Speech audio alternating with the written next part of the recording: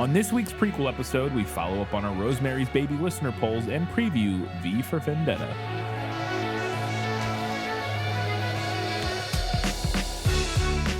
Oh, welcome back to another prequel episode of This Film Is Lit podcast, where we talk about movies that are based on books.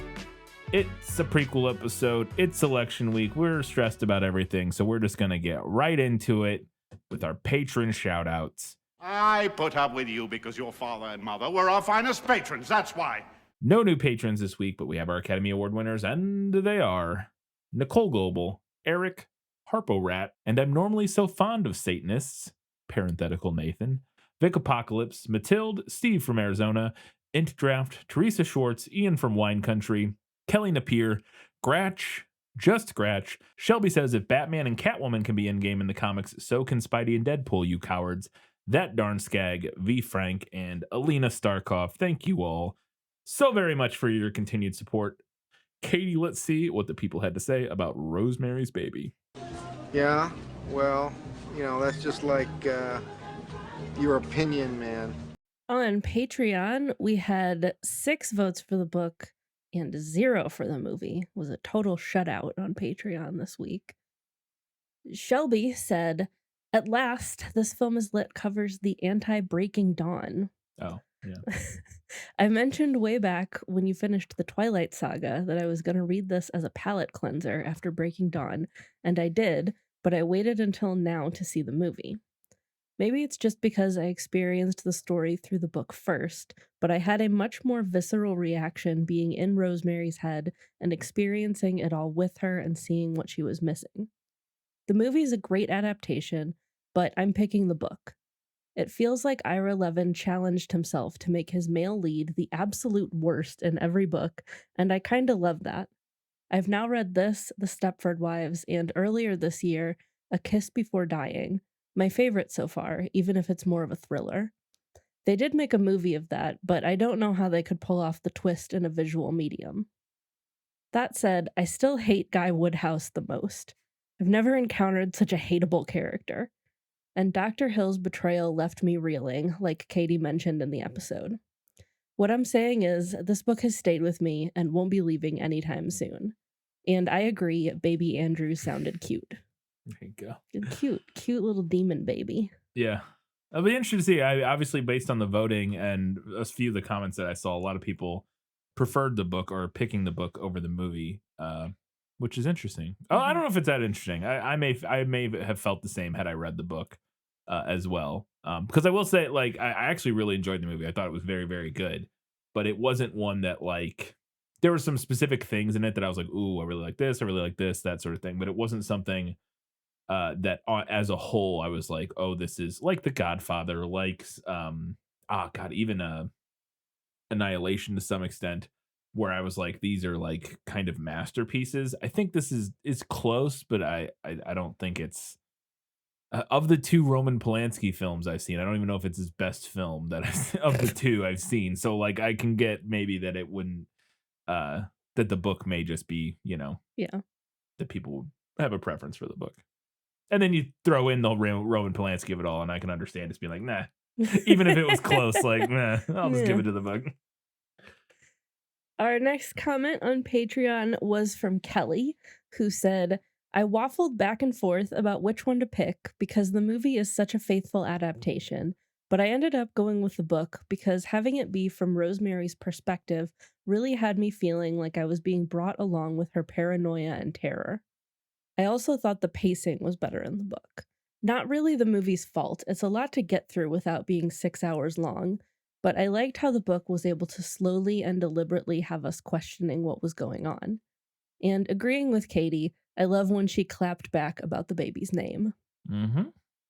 So that's actually 2 right now so far. That probably the main thing was the, like, being in Rosemary's direct, and I do think that makes perspective a huge difference for a story like this, in my opinion. I think the movie was very effective at doing it and making you feel like kind of go on the journey with her, and very effectively communicated what she was going through. But I can't argue that a book gives you even more insight, Yeah. obviously, into the character's head and psyche and that sort of thing. Yeah. So I mean, that's something that we talk about all the time yeah, on this it's show just kind is, of the you know, nature of the medium. the loss of a character's inner dialogue. Yeah.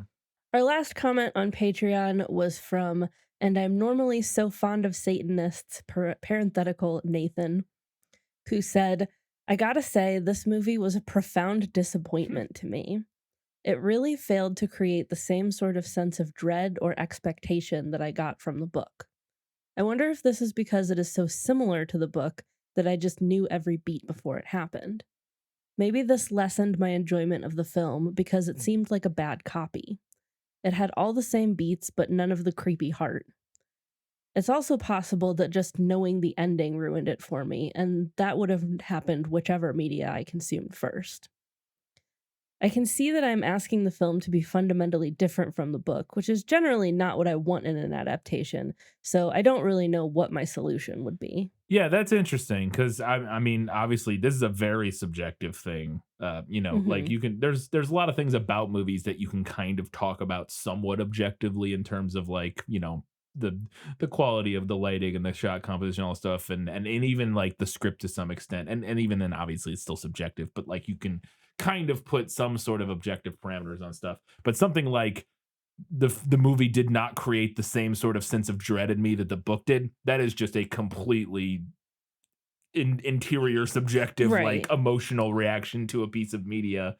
And that's really interesting though, because for me it did. The film did without, but I do agree that it's very likely that having read the book first may have influenced that. Yeah. It would Yeah, seem. it is an interesting case because I think with this type of story where there's like that kind of sense of mystery and suspense, sometimes knowing what happens still works because you get the sense of like dramatic irony Right, yeah. of like knowing what's going on and the characters don't know what's going on.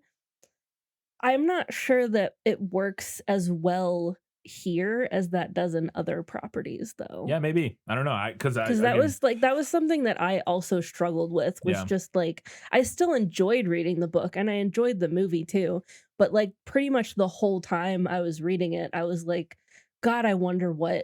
experiencing this without knowing the ending would be Well, like." and I think we have an example of it because, like I said, I did not know the ending other than a vague idea of that there's some evil supernatural thing going on, but like Yeah. literally nothing about what it was or who was involved or anything. And so for me, it was effective in that I regard. mean, Like, I would say though that, like, even knowing that much, I feel like would make potentially a huge difference and maybe it does. So maybe in people who had known nothing about it at Yeah, like, all would be knowing even literally more. But nothing, because part of the point is that you're dragged along on this journey where you're not sure if Rosemary is, like, going crazy or right, not. yeah, Like, she thinks her neighbors are, like, satanic witches that right. are casting spells. It definitely changes your experience of Yeah. watching the film. I guess my point is that even knowing, like, I guess my point was that I kind of got to have that experience and that I did not know what the end was. I did not know Mhm. any of the plot beats at all. So, like, even having that, level of ignorance about the plot made it very enjoyable for me. So I imagine, yes, even going further than that and knowing absolutely nothing about like whether or not there even is anything supernatural happening in this may amplify that even more. But even for me, who had a little bit of an inkling that, yeah, we're going to get to something supernatural eventually, it was still very effective in doing all the things that sounds like for Nathan wasn't effective. So Mhm. I guess that was all I was trying to get across. That, yeah, it still worked for me in that regard, which, I thought was kind of interesting. Nathan went on to say, "Why does Donald Baumgart only get blinded? Like, the Coven killed Hutch and Mrs. Gardenia, but not him. I think the answer is he needed to be alive to talk to Rosemary later, and that strikes me as kind of lazy storytelling. I prefer to think that the Coven is trying to maintain a bizarre sense of ethics and only do what is necessary. That requires some rape and murder, sure, but Donald only needs to lose the part, not be silenced, so it would be wrong to kill I him." think that's actually probably kind of in line with the actual Probably, yeah. reasoning, as opposed to just chalking it up to like a lazy storytelling. And then on top of that, I think, and this is more of a meta narrative, like a meta storytelling thing. I think another part of it is just that you're escalating the threat here, or Yes. Yeah. you're through the course of the narrative, you're escalating what the Yeah, like potential cult what is they're capable capable of. of, and that sort of thing, which is just and that obviously is a storytelling element, or a storytelling sort of technique that isn't, you could maybe argue that that still doesn't make perfect sense within the world, but it's a legitimate and reasonable storytelling technique to kind of escalate threats and action as you go. And so I think that makes perfect sense as well. Mhm.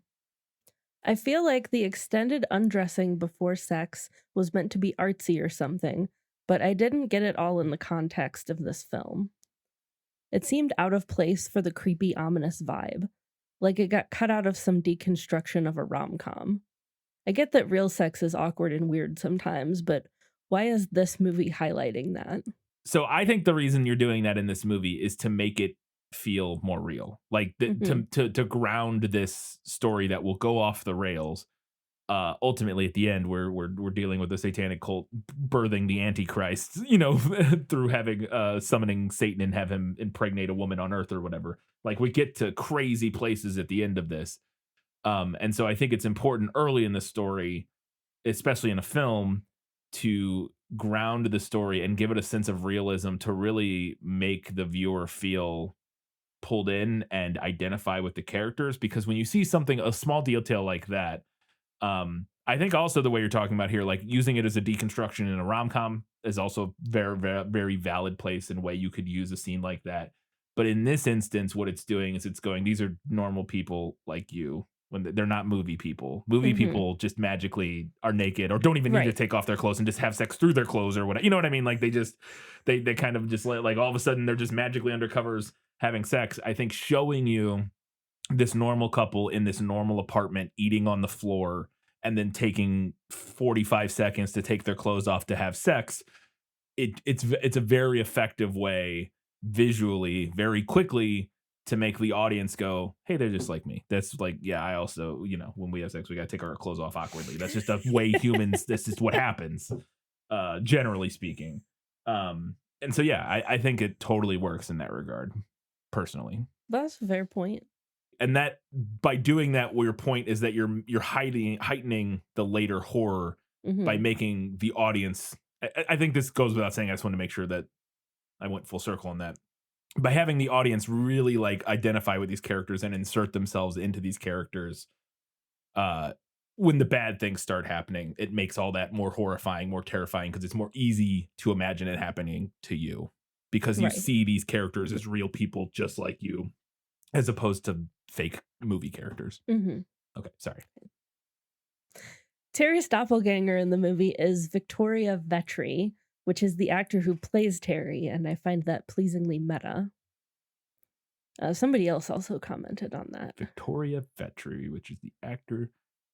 Okay, I'm trying to parse this So sentence. it's Terry's doppelganger in the movie. Okay, the actress they say in the yeah, movie. looks like her is the actress Oh, they playing say it's her. actually okay. So it's Yeah. like a meta joke. Yeah, Like, it's like a oh, meta it's joke. like in they do that in Ocean's 12, I think. Um, oh my gosh, what's the actress in the Ocean's movies? In the Ocean's movies, hold, give me 2 seconds. I'll find it. Julia Roberts. In the Ocean's movies, Julia Roberts plays not Julia Roberts. She Right. plays some other character. But in the second movie, from my memory, there's a bit where during the heist, they have they have the character Julia Roberts is playing pretend to be Julia Roberts in the movie Hmm. to like get access to Uh-huh. some place or some like high roller suite. I don't remember the details, but it's the same kind of thing. They're like, wow, you look a lot like Julia Roberts. We could use that to our advantage. And it is like that. It's the same. Yeah. Same kind of joke. All right. Nathan's last comment here was in the book, Rosemary refers to the gay couple living in the Bradford as, quote, normal abnormals. I know this is 1967, but as a bisexual dude, fuck that noise. It reminds me of religious people in my life who could accept me because I'm just normal Nathan, but oppose and judge everyone else like me. Yeah. That mindset is still wildly Yes. pervasive in modern culture. Like it's actually like everybody. In my opinion, I think like it's kind of everybody. There's a reason that like I don't know if it's everybody, but there's a reason that a lot of people that you can kind of exist and be friends and like go to work with like a lot of people that tend or people that have like dichotomously opposing political views and they don't even and like they might know that you're maybe you're black, maybe you're a queer of some flavor, whatever, but they don't like they just everybody views it that way of like, well, they're one of the good ones of that. And then as a Mhm. group though, that group is bad in some way, but like not this person I work with. They're fine. And I think it's and I'm saying I agree it's horrible, but I'm just saying I think that's still an incredibly like common um kind of person not a personality trait, but like way that people view the world, Mhm. unfortunately.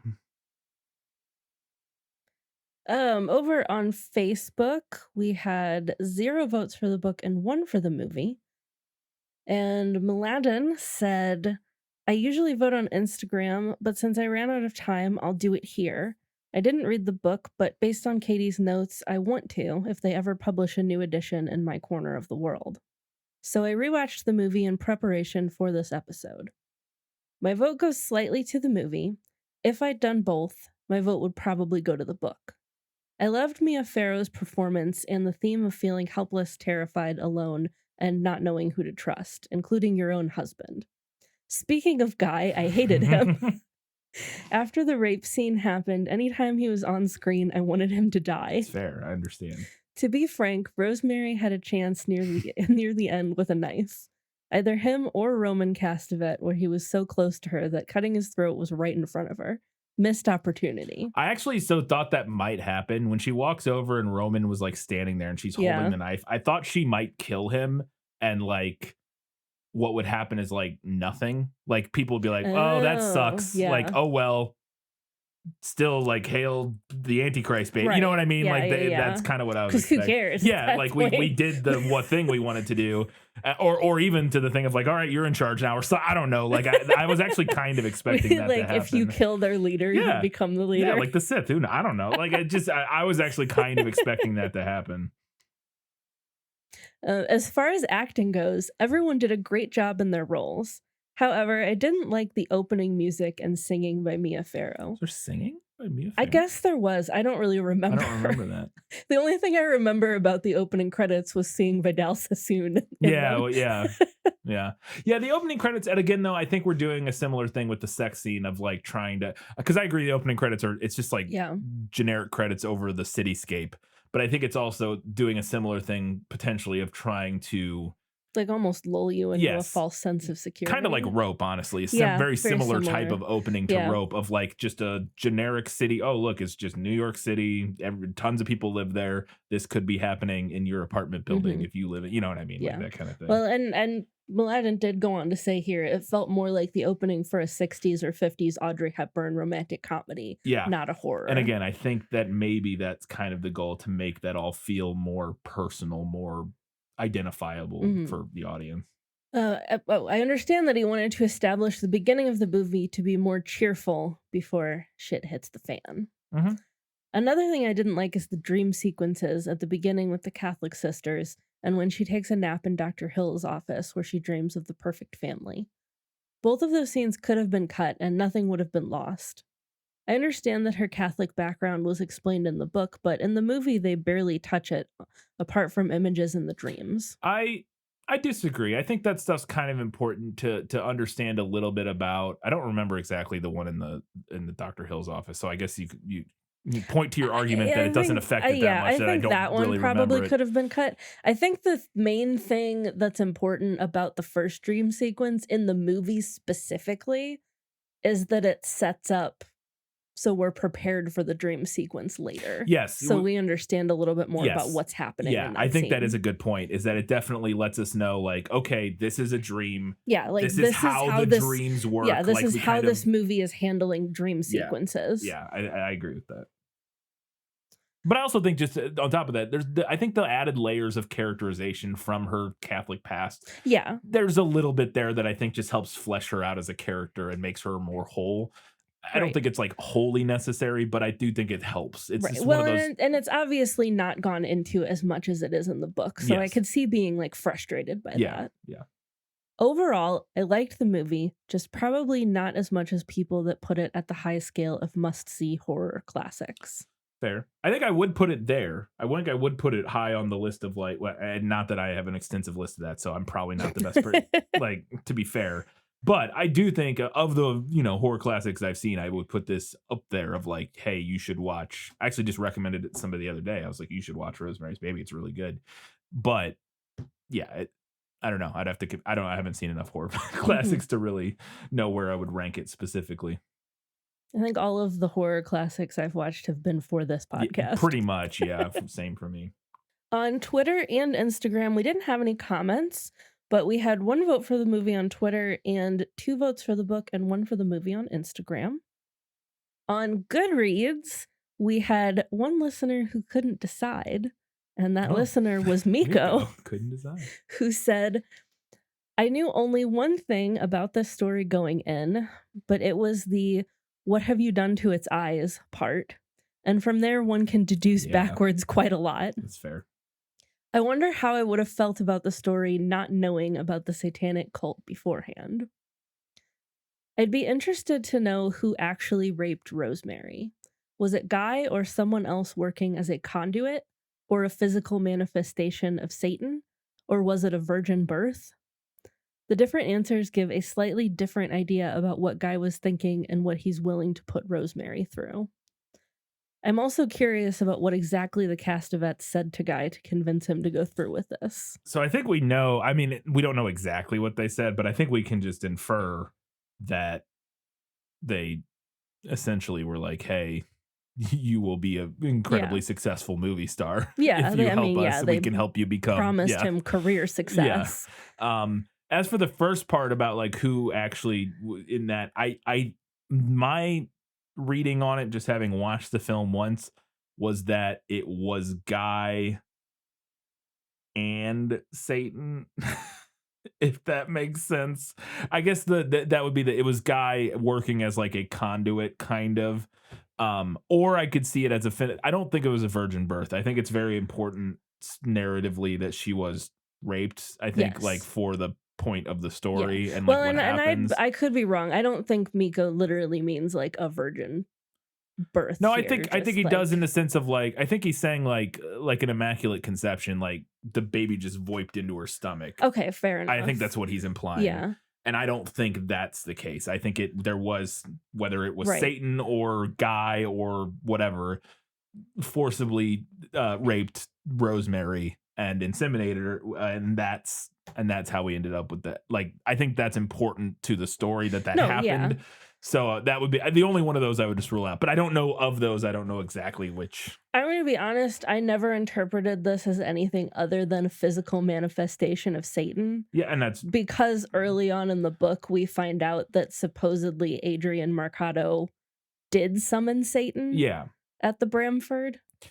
Yeah, but so in the movie, the reason you could be unsure is that one, you see Guy having sex with her, and then it does switch to the demon, like in the dream sequence, right? And then it switches to the demon, then it switches back, and you're kind of unsure. But then also at the end or the next morning, he has the scratches all over him, which was to imply that while he was raping her, is when that happened. And now I guess you could assume that those scratches are. Or sorry, that she has scratches on him. Oh, okay, never mind. That's right. He doesn't have scratches. She has scratches, and that could just be from.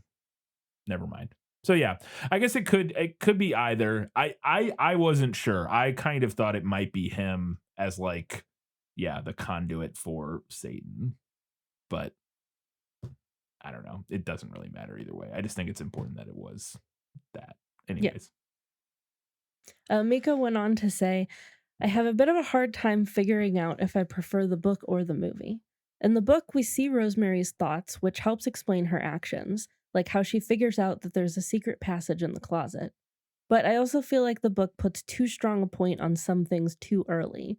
For example, when Guy gets the phone call about Baumgart going blind, the book describes how he hurried to the phone like he was expecting it to ring. In the movie, it's something you might notice on the second viewing. The performances, mainly Mia Farrow and Ruth Gordon, also helped me to believe some of the interactions way more than just reading them. Is Ruth Gordon, what's her name? The I think that's Minnie, yeah. Minnie. I think so. I think so, yeah. I always feel like it's a cop-out, but because I can easily recommend both, I don't feel bad calling this a tie. That's fair. A couple other random thoughts from Miko. Were Rosemary better with anagrams, she could have transformed all of them witches into an ominous "we fill the stomach." I mean, I that guess would that fit. they're not wrong. Yeah, that would fit. But then again, it's also an anagram of the wolf alchemist. For some reason, I really liked Rosemary snapping to Roman, who she realizes isn't actually traveling. "Shut up, you're in Dubrovnik. I can't hear you." I also love that Yeah. line. I chuckled out loud in the movie, or when that line happened. It's a also great from moment. the book, I believe. I think it is. Yeah, I think you mentioned that it was. Yeah, you did. You mentioned that movie, nailed it.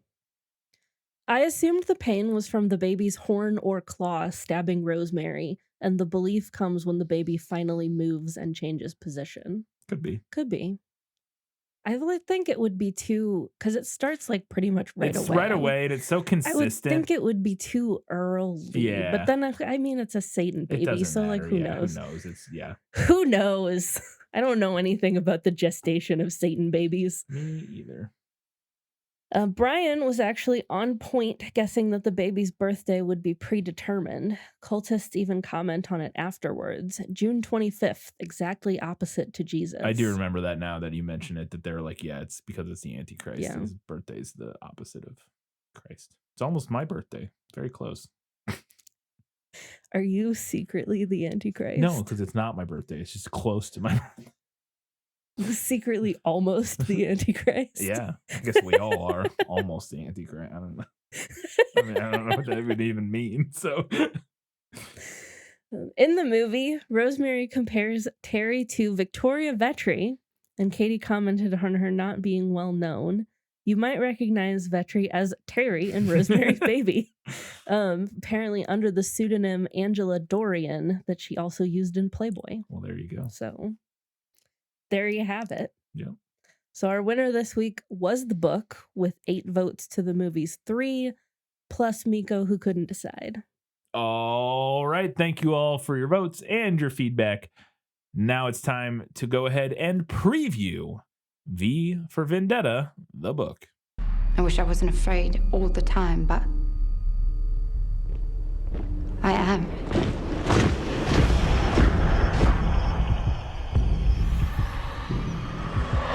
People should not be afraid of their governments. Governments should be afraid of their people.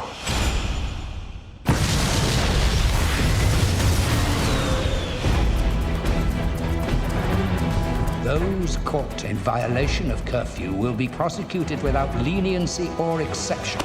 It's past curfew, you know.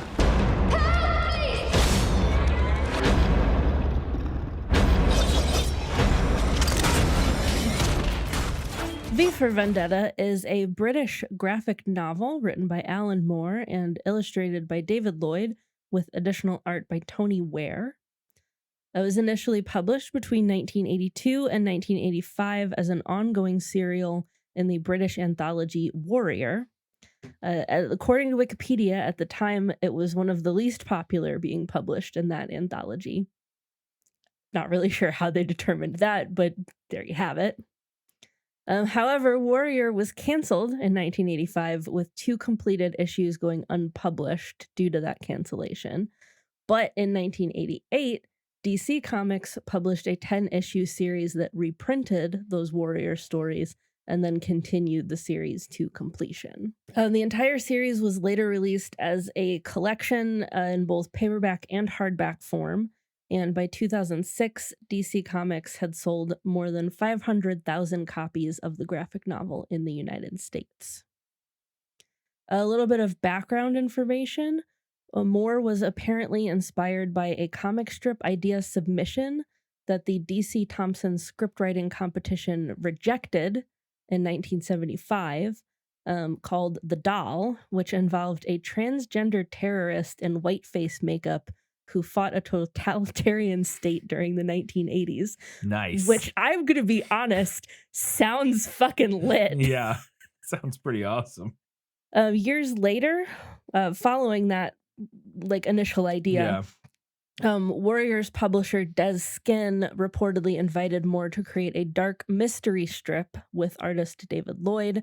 And V for Vendetta was originally intended to recreate something similar to their popular Marvel UK Night Raven strip in a 1930s noir style. However, rather than do historical research, they decided to set the story in the near future instead. Very relatable. I mean, Moore did his fair share of that for Watchmen, I guess. So it's like, yeah. David Lloyd developed the idea of dressing V as Guy Fawkes after previous designs followed the more conventional superhero look, but I guess they didn't like that. Moore stated in a 2012 interview that Britain has a history of, quote, making heroes out of criminals or people who in other centuries might have been regarded as terrorists. He wanted a similar ambiguity for a protagonist reviled as a villain by the Britain of his fictional 1990s. I think a lot of countries, I think everybody kind of does that. Yeah, I don't think that's like a British thing, but like it's pretty normal for, people who seen as folk heroes. Yeah, become folk heroes when they were seen as terrorists in their time and that sort of thing. In his essay, Behind the Painted Smile, Moore recollected various inspirations and allusions that he had wanted to bring to V for Vendetta, which included dystopian heavyweights like Orwell, Huxley, and Judge Dredd, as well as maybe less obvious reference points like David Bowie, Vincent Price, and Robin Hood. I was just confused for a second because the way that list went, dystopian heavyweights, Orwell, Huxley, and Judge Dredd. I was like, well, one of those is not a real person. But I get what, get what we're doing. Okay. There was a big paragraph chunk of just random things, and I was trying to pull stuff out of it that I felt like people were going to recognize off the top of their minds. The political climate of Britain in the early 1980s obviously also influenced the work. I'm not going to pretend that I know anything about the political climate of Britain in the early 1980s, but just as a reference point, this was the Margaret Thatcher conservative era. Yeah.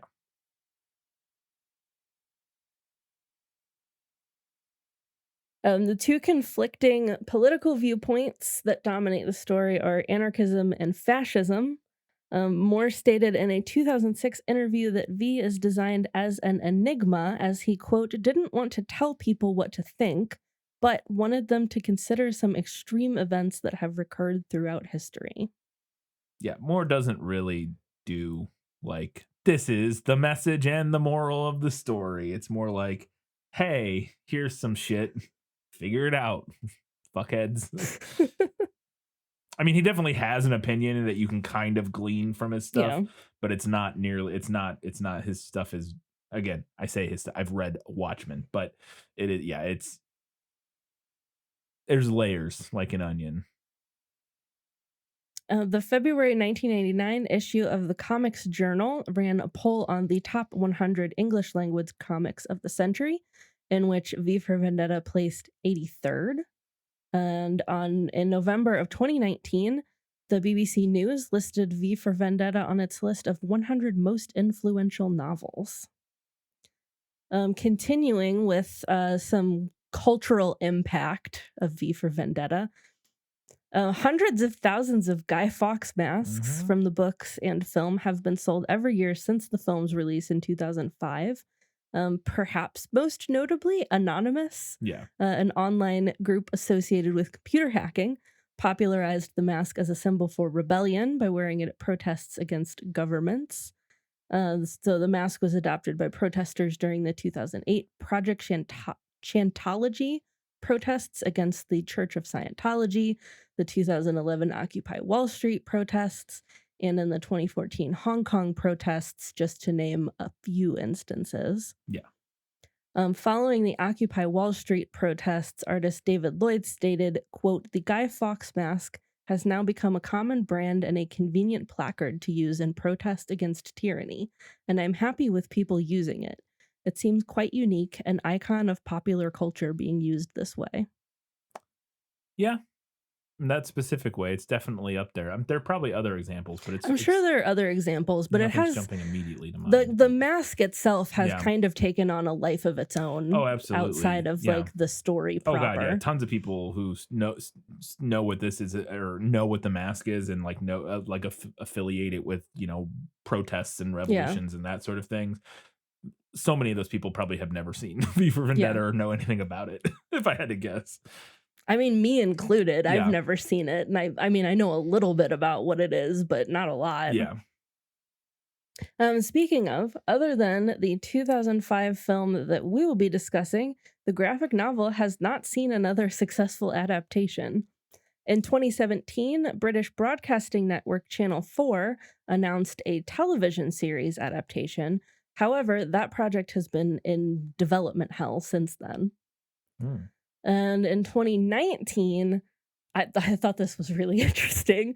In 2019, the day following the series premiere of Pennyworth, which was previously presented ostensibly as solely a direct prequel to the Fox television series Gotham, series co-showrunner Danny Cannon confirmed that Pennyworth would also serve as a loose prequel to V for Vendetta, with the British Civil War depicted in the series' first season, eventually leading to the formation of the Northfire government of V for Vendetta. Characters wearing V's Guy Fawkes mask were later introduced in the series' 2022 third season. However, Pennyworth was canceled following that third season, and the V for Vendetta plot thread that they opened doesn't seem to have gone anywhere else. I didn't see anything about them like wanting to do a spin-off or anything like that, but Yeah.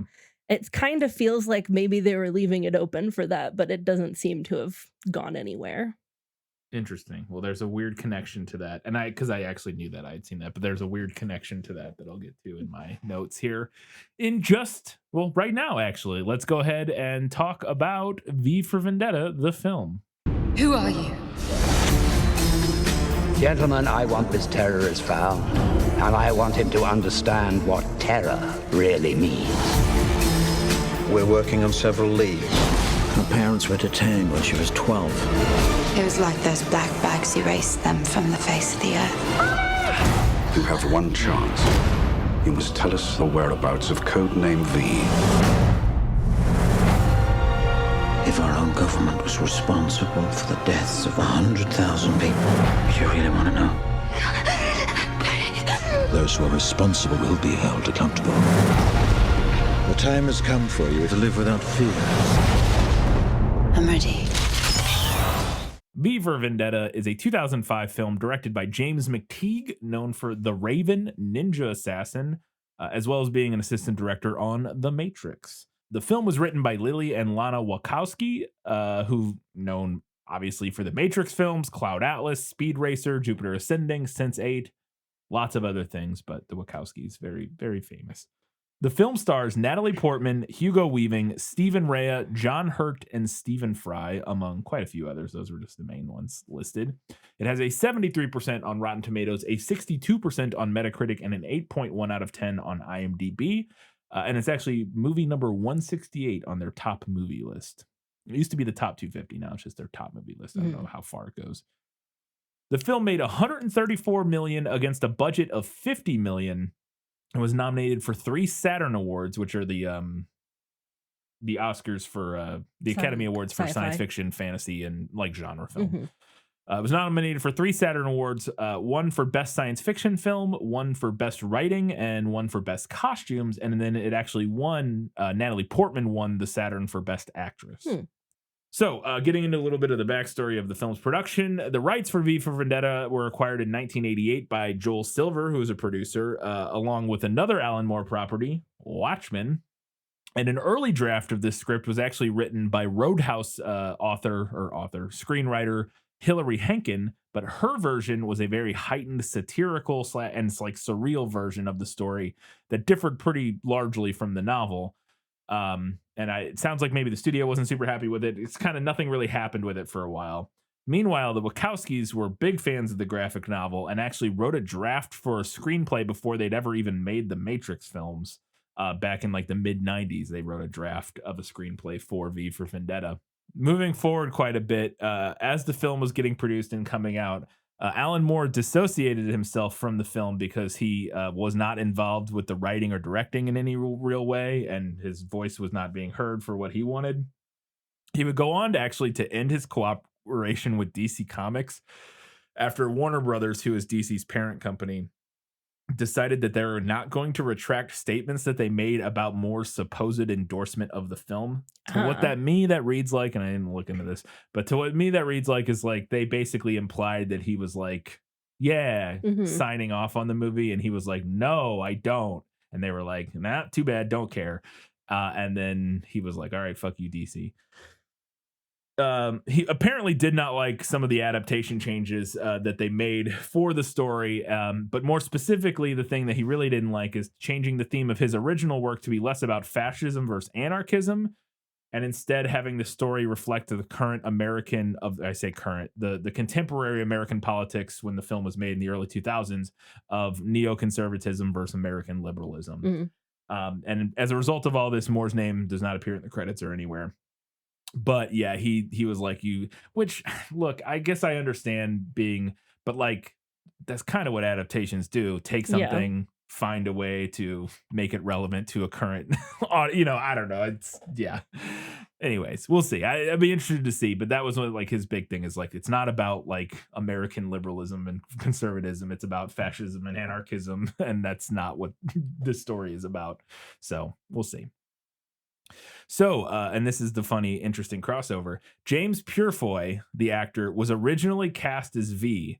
And James Purefoy, some people may know him from Sex Education, Pennyworth, Altered Carbon, and Rome, among other things. In Sex Education, the main thing we know him from, he plays Otis's dad, the Jordan Peterson character. Yes. Yeah. And in Pennyworth, he plays like a guy named Captain Gulliver or something like that. The thing that's really interesting, mentioning that he's in Pennyworth and that's like a prequel to V for Vendetta, he filmed for 6 weeks on this project, or on the film, before leaving the project. At the time, the stated reason, the given reason for why he left the film was reportedly, quote, difficulties wearing the mask for the entire film, which obviously sounds like nonsense. He would later state in interviews that it was over creative differences about the character and like how it should be played and that sort of thing. So I thought that was really interesting that he would go on to be in Pennyworth, I assume not playing a character related to, but that would actually be fun if you got him and then had his, like, he is the V or whatever, but like it's the pre, I don't know. I know nothing about Pennywise or Pennyworth or what Pennywise. Yeah. Or what's going on. I know it's Alfred's backstory, but like, I've never seen a second of it. So director James McTeague had actually met Natalie Portman, and the reason she's cast in this movie, he had met her while he was an assistant director on Star Wars Episode 2. He was that's Attack of the Clones, I think. He was one of the ADs on that project, or a second unit director or something like that. I knew Natalie Portman from that, and that's how she came onto this film. And she actually ended up having to train with a dialect coach for quite a while so that she actually could gain an English accent for the film, because she is American. The climax of the movie is filmed actually in London. They filmed a lot of this in London, but specifically the climax of the film, which takes place in whatchamacallit, the Parliament, I think, basically, for the most part. I have seen this movie one time when it came out. I remember zero things about it. But they filmed in like Trafalgar Square, Whitehall, Parliament, and the area near Big Ben. From midnight to 5 a.m. for like several weeks, I think I read. And this was apparently the first time that this area had ever accommodated that level of like film production, like shutting down that whole area or parts of that whole area for like, 5 hours every night. Interestingly, Tony Blair, the Prime Minister of England, of Britain at the time, his son was working on the film. And Stephen Fry would later say in interviews that may have helped to them get some of the access that they got. The government has denied that played any role in them getting access, and it was just really like a lot of negotiation and blah, blah, blah, and they just made it work. But, who knows? There's a kind of a famous domino scene in this movie where V tips over a bunch of black and red dominoes that form a giant letter V. According to Wikipedia, that involved, or no, this is an IMDb trivia fact. According to IMDb trivia, that involved 22,000 dominoes, and it took 4 professional domino assemblers 200 hours to set up. My guess would be that's 200 hours total. Like they're doing man hours there, so it's maybe like 50 hours times the 4 people potentially, because 200 hours with 4 people for that seems too long to me. But I don't know. That I'm just guessing that's 200 man hours and not 200 raw hours, but who knows. So getting in some reviews, writing for BBC, Jonathan Ross, and I think it is that Jonathan Ross, like the one people, yeah, it is the host or whatever. He blasted the film, calling it, quote, a woeful, depressing failure. He's not a critic, so I don't know why. This is just in the critic part on Wikipedia. Maybe he was just a big fan of the book. Yeah, maybe. I don't know. I'd have to look. But I'm pretty sure he's not a critic. I believe he's like a host, like a TV host, I think. I've heard of Jonathan Ross, and I don't really know anything about him. He stated, quote, the cast of notable and familiar talent such as John Hurt and Stephen Rea stand little chance amid the wreckage of the Wachowski sisters' dismal script and its particularly poor dialogue, end quote. Is it Wachowski's siblings? This is before they transitioned, I believe. This is 2005. Yeah. So Sean Burns of Philadelphia Weekly gave the film a D, criticizing the film's treatment of his political message as being, quote, fairly dim adolescent stuff, end quote, as well as disliking, quote, the barely decorated sets with television standard overlit shadow-free cinematography by the late Adrian Biddle. The film is a visual insult, end quote. Wow. Going on to say on the topic of Alan Moore removing his name from the project, it's not hard to see why. Also criticized Natalie Portman's performance, saying, quote, Portman still seems to believe that standing around with your mouth hanging open constitutes a performance, end quote. I've heard recently that people don't like Natalie Portman as an actress. This isn't like an uncommon thing. I think she's usually pretty good. I don't know. I've heard people say that.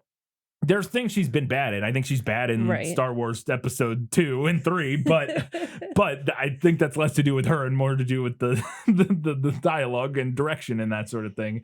But a lot of stuff I think she's perfectly good in. So I don't know. Harry Gurin, writing for Irish TV or the Irish TV network RTE, said, quote, the film works as a political thriller, adventure, and social commentary, and it deserves to be seen by audience who would otherwise avoid any and all or any/all of the three. Adding, quote, the film will become a cult favorite whose reputation will only be enhanced with age. Andy Jacobs for the BBC gave it 2 out of 5 stars, saying it's, quote, a bit of a mess and it rarely thrills or engages as a story, end quote. But on the other hand, Ebert and Roper gave the film 2 thumbs up, and Roger Ebert wrote, quote, V for Vendetta almost always has something going on that is actually interesting, inviting us to decode the character and plot and apply the message where we will. So Ebert liked it. Ebert was a fan, but most of the critics here, not such big fans. But when I read the IMDb or the Rotten Tomatoes score, 73% on Rotten Tomatoes, 62 on Metacritic. It's not like terrible. It's not great, but it's not terrible. You know. So yeah, it's interesting. I don't remember. Well, we'll get to that in a second. Before we wrap up, we want to remind you can do us a giant favor by heading over to Facebook, Twitter, Instagram, Threads, Goodreads, whatever social media platform you use. Find us there, interact. We'd love to hear from you. You can drop us a nice little 5-star rating, write us a review on any of the platforms where you listen to us. You know, Apple Podcasts, Spotify. I think we're on other things. I don't know. I think you can get us wherever you get podcasts. I'm fairly certain. And finally, if you want to support us, patreon.com/thisfilmislit. You can support us there. Get access to different things at different levels, including early advance warning about what we're covering, bonus content starting at the $5 level, and priority recommendations at the $15 level. Katie, where can people watch V for Vendetta? Well, as always, you can check with your local library or a local video rental store if you still have one. Other than that, you can stream this with a subscription to Amazon Prime, or you can rent it for around $4 through regular Amazon, YouTube, Apple TV, or Fandango at home. All right. So yeah, what I was going to say was that I actually am interested to watch this one because I watched this movie when it came out, and I don't even remember if I liked it. That I will say that it didn't make enough of an impact on me to like have a last. It's not like I saw a lot of movies. This is right in that period where I was watching tons of movies. Yeah. And This was high school for us. yeah, this is like my senior year, or well, it was like my sophomore, junior year of high Yeah. school. I was watching tons of movies, very formative, like to my taste in movies and stuff. And I remember seeing this in theaters, and I remember zero things about it. So I remember like visually some of like the character and stuff. And I remember I remember a scene where Natalie Portman gets her head shaved, I think. But like, other than that, I remember none of the plot, none of anything. So, and I'm very excited to read that. I haven't started yet, but I'm going to read that here over the next few days. The graphic novel, because I obviously really enjoyed Watchmen. So interested to see what Moore did with this one. I've never seen this movie. I am interested. I feel like I've always heard that it's good. On the other hand, this is also one of those movies where like the guys that I have known in my life who liked this movie are like the worst. Yeah. The worst. Yeah. So, but see, that's the thing that's interesting is like, I think that's because it's a very aesthetic movie, which is actually interesting. Some of those reviews were talking about how ugly it is, and maybe it is ugly. Like, I don't remember, but it's a very like aesthetically driven movie. And so I think that's one of those things that like young dudes latch onto very often. And so I think that has more to do with it maybe than anything else. I do think that this is one that will probably end up on my running list of media that a certain type of guy insists on misunderstanding. Yes, I think that's also probably the case. Knowing the Wachowskis and some of their more modern work, and like the kind of stories they write and what they write about. Yeah. I can't, even then, like, it's actually funny, like the more thing about like, oh, you made this thing about fascism and anarchism and turned it into this like sort of treatise on American politics. I'm like, that doesn't sound like the Wachowskis to me, though. Like their stuff is not usually super, it's very political, but it's usually not like American. Well, I say usually, I don't know if it's, but very often their stuff does have kind of grander like political aspirations, at least, of being representative of larger scale political extremes and ideologies, and not just like Republicans bad usually, even though they clearly hate Republicans, but like it's not like what they're, it's not usually like the whole thing that they're doing. So I'm very interested to see how it plays out, especially like as thematically and from like kind of a political perspective, because the whole movie is about politics. So anyways, that's going to do it for this prequel episode. Come back in 1 week's time. We're talking about V for Vendetta. Until that time, guys, gals, non-binary pals, and everybody else, keep reading books, keep watching movies, and keep being awesome.